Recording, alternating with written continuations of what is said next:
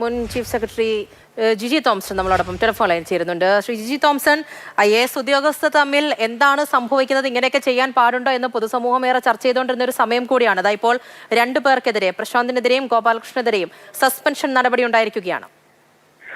വൈകിട്ടാണെങ്കിലും ശരിയായ ഒരു തീരുമാനം എടുത്ത ഗവൺമെന്റിനെ അഭിനന്ദിക്കുകയാണ് വേണ്ടത്. കുറച്ചുകൂടി നേരത്തെ ചെയ്യാമായിരുന്നു എന്ന് എനിക്കൊരു അഭിപ്രായമുണ്ട്. പക്ഷേ യുക്തമായ തീരുമാനം തന്നെ ഗവൺമെന്റ് എടുത്തു.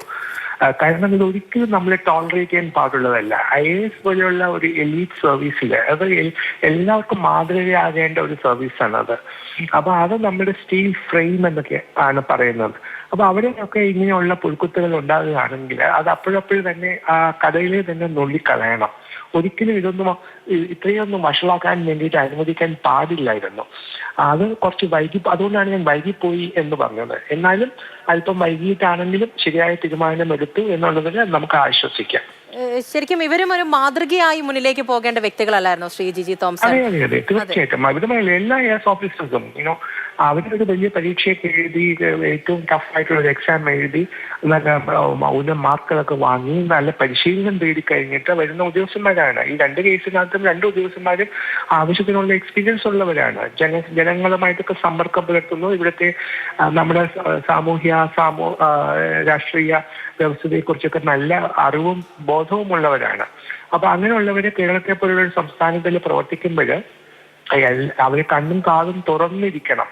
എന്താണ് സംഭവിക്കുന്നത്, എന്തൊക്കെ ചെയ്യാം, എന്തൊക്കെ ചെയ്തുകൂടാ. മറ്റൊരു സംസ്ഥാനം പോലെ അല്ല കേരളം. ഇത് വളരെ വളരെ സെൻസിറ്റീവ് ആയിട്ടുള്ള ഒരു സ്റ്റേറ്റ് ആണ്.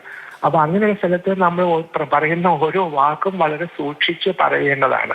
വളരെ ശ്രദ്ധയോടെ വേണം നമ്മൾ കാര്യങ്ങൾ ചെയ്യാൻ. നമുക്കൊരു ഉന്നതനായ ഉദ്യോഗസ്ഥനെതിരെ അഭിപ്രായ വ്യത്യാസം ഉണ്ടെങ്കിൽ അത് പ്രകടിപ്പിക്കാൻ ഒരുപാട് വേദികളുണ്ട്. നമുക്ക് നമ്മുടെ സീനിയർ ഏറ്റവും ഉന്നതനായ ചീഫ് സെക്രട്ടറിയോട് പറയാം, അവരുടെ ശ്രദ്ധയിൽ കൊണ്ടുവരാം. ഈ കാര്യങ്ങൾ ഇങ്ങനെ ചെയ്യുന്നുണ്ട്, എനിക്ക് ഇങ്ങനെ വിയോജിപ്പുണ്ടെന്ന് പറയാം. അവർക്കത് ഉടൻ തന്നെ ഇടപെട്ട് അതിൽ പരിഹാരം കണ്ടുപിടിക്കാം. ഇതൊന്നും ചെയ്യാതെ നമ്മൾ സോഷ്യൽ മീഡിയയിൽ ആശ്രയിച്ച് അതിനെ ഒരാളെ പുറത്തു കൊണ്ടുവരിക, അതിനെക്കുറിച്ച് പിന്നെ അഭിപ്രായങ്ങളൊക്കെ പരസ്യമായിട്ട് പ്രകടിപ്പിക്കുക, അത് വളരെ ഒരു സഭ്യമായ ഭാഷയിലല്ലാത്ത രീതിയിൽ പറയുക, അതൊന്നും ശരിയായ നടപടിയല്ല. അതിനെ അംഗീകരിക്കാൻ പറ്റില്ല. തീർച്ചയായും വളരെ നന്ദി ശ്രീ ജിജി തോംസൺ നമ്മളോട് സംസാരിച്ചത്.